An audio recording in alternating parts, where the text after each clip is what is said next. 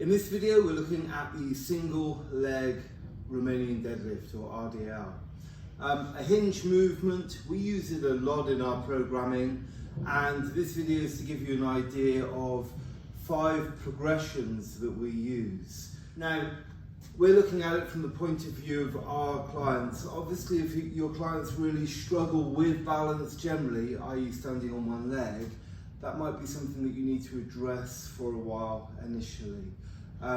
We all know as we age, balance is one of those things that deteriorates. We like to have our clients very aware of their balance from early on. We train multi-generations in this gym.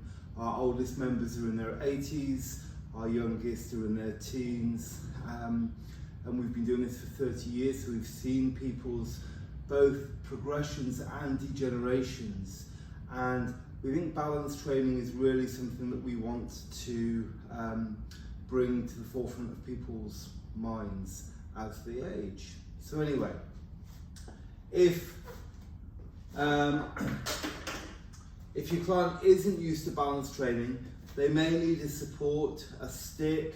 We typically use the stool bars initially for the movement, especially with our older clients if they're not used to this kind of skill. So we always start from a high knee position.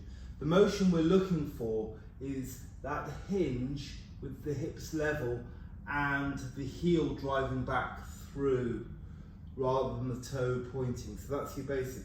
So like I say, you may need a support initially to feel that the other hand on the hip. Quite often people will be pre-rotated. That means that the glutes on my left side are kind of pre-contracting and trying to overwork almost, or just not knowing the position and rotating me round rather than keeping the hips level. So you want to create a bit of a stretch on the supporting side initially. So my hands are on my hips, I lift my knee, I hinge, my head comes over my base of support, and I hold for a couple of seconds and then come back up to that position. That's your basic single leg RDL. And in class, we normally do it timed. So for instance, for 30 or 40 seconds, and the person works towards a repetition goal. Typically, if we look at a 4-second rep, it would be 10 repetitions, okay? And we use the isometric contraction in that position, as I've demonstrated, to really tune in to what our hips are supposed to be doing. And isometric, if you're not aware of it, is when you're contracting the muscles but the joints are no longer moving. Once we're good and stable with that motion, we then tend to load it. So what we'll do typically is have either a kettlebell or a dumbbell in class, and we're going into the contralateral arm. So that's the opposite arm to the leg that's stabilizing me, and it comes round to the front as I hinge and I hold, and then I come back up to that high knee. It comes round as I hinge, keeping the kettlebell close to my shin, and back up.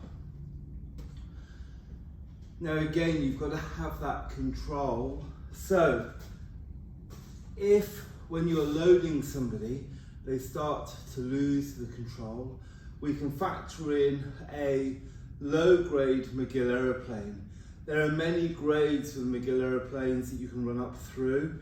Where we typically start is hands on the hips. We come into that single leg RDL. We then contract the glutes on the left side. We then pull back down through and then come back up. All the time we're trying to work our postural muscles rather than rounding. So often we may do a little phase of that before we load the client, get them really nice and stable at their body weight. Another way that we bring that in is to work this gait timing. So we hinge and push the hand down and come back up. Hinge and push the hand down and come back up. That's really a phase on from loaded. It starts to work, we call it gait timing, as in your gait, you're walking, you're running. And that leads on to low-grade plyometric work, where we start to work with a hop, but also with that hinge movement.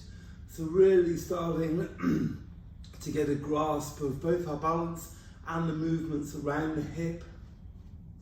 In my work with General Popper and obviously a lot of international athletes, the key component is they don't understand where they're moving from.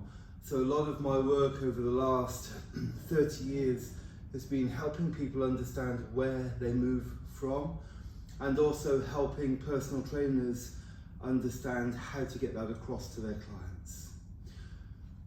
Okay, so a little video on the single leg RDL. If it's not something you're currently using, I would strongly suggest it becomes part of your programming, especially if longevity and balance is of concern for you.